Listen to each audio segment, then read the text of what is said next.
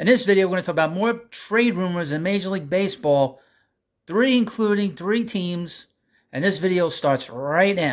Now, before we get into this video, I would hope that you subscribe to the Baseball Hut too, and like the video and leave comments, and that's about it. But here we go.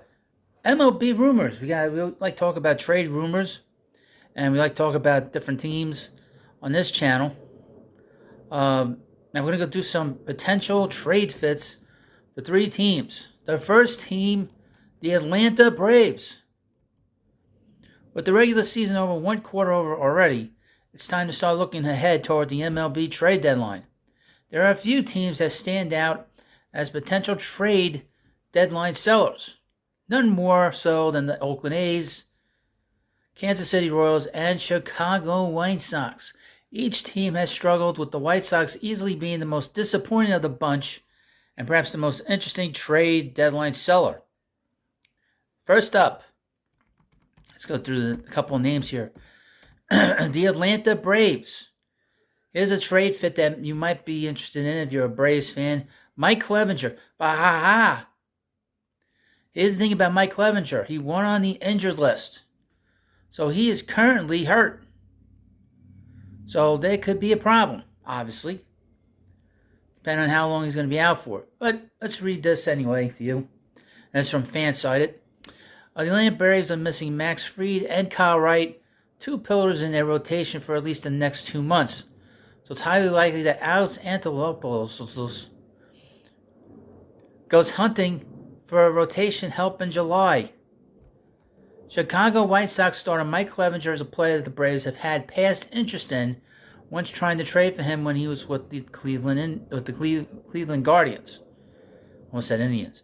It's unclear if the Braves maintain interest in Clevinger, but it's a natural fit. However, like I said, he's hurt right now. Acquiring him, Clevinger, would not require the Braves to break the bank in terms of prospects or money, as he's on an expiring 1-year, $12 million contract. But a Clevinger-Atlanta scenario could be unlikely, considering the Braves' need for an impact starter and the right-hander's current 4.79 ERA would be his worst since 2016. Now, here's the thing, like I said, he is a guy that is currently injured. He was just placed on the injured list. So that might be a guy that might have been of interest to a few teams, not just the Braves, and he's kind of off the market right now. Next up is the St. Louis Cardinals. Now, as you know, the Cardinals got off to just a horrendous start. They were dead last in the National League Central. But that's not a great division. It's not a very competitive division in the National League. But, and the Cardinals have been the class of that division for a long time. Here's a name that you might be interested in knowing that could be available for the Cardinals. That's Eduardo Rodriguez. After an abysmal start to the regular season, the St. Louis Cardinals finally appear to be turning the corner. But it's abundantly clear that they still need starting pitching. Cardinals president of baseball operations, John Mozeliak, has a history of targeting pitching at the deadline, acquiring J.A. Happ and John Lester in 21 and Jose Quintana in 2022. He is likely to once again look at starting pitching, and there should be an assortment of options available. One that they are surely going to consider is Eduardo Rodriguez. He would fit the left-handed model that they have targeted in the past. Rodriguez has been dominant after the bizarre 22 campaign, posting a 1.57 ERA and a 47-10 strikeout-to-walk ratio. He would go a long way towards shoring up the top of the Cardinals' rotation, but a fit could be unlikely. He's in the second year of a 5-year, $77 million contract, and considering his controllability and dominance in 23, he will not come cheap at all. And Mozeliak has preferred to hold on to his top prospects in the past. For that reason, it doesn't seem likely. But if you're willing to make the move, is he like the kind of pitcher? I'm just asking hypothetical. Is he the kind of pitcher? Is he an impact pitcher? Is he a guy that is going to help you win a World Series? He's not John Lester. When John Lester was moved a few times in his career, and especially when he moved to Chicago, That was a World Series style move. Is Eduardo Rodriguez one of those kind of moves? I don't think so.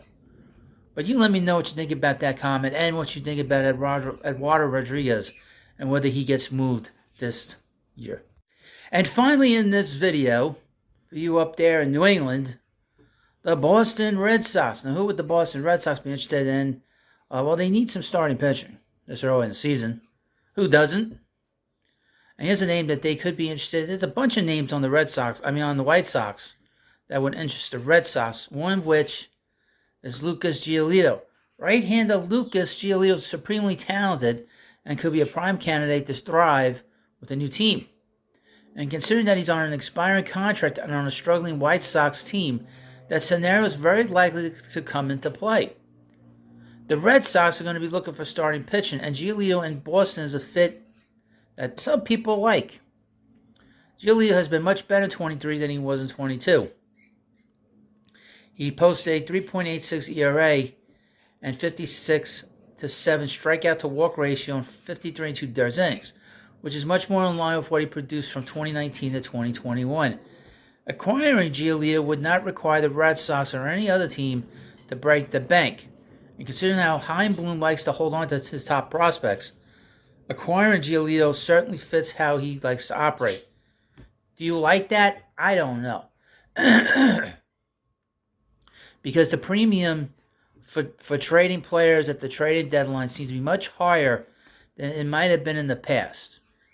Giolito's 28 years old. He's a young pitcher still. And he's had some success. He was on a team 2 years ago that won 93 games. He's pitched a no-hitter. This is a real quality pitcher at this point. And he's pitched okay. He is on a bad team. But is he a guy that... Do you think that they'd have to break the bank for him? Are the White Sox going to want to keep him? I don't know. A lot of rumors that the White Sox, and particularly people in town, they want to break up the White Sox and rebuild that team. They're looking to trade Tim Anderson. They're probably going to trade Lance Lynn. That's a guy you keep an eye on for any team. He's not pitched well this year, but he's been a very good starter in his career. And that is a guy you wouldn't have to give up much for. Giolito at his age, you'd probably have to give up something for him. He's a young free agent.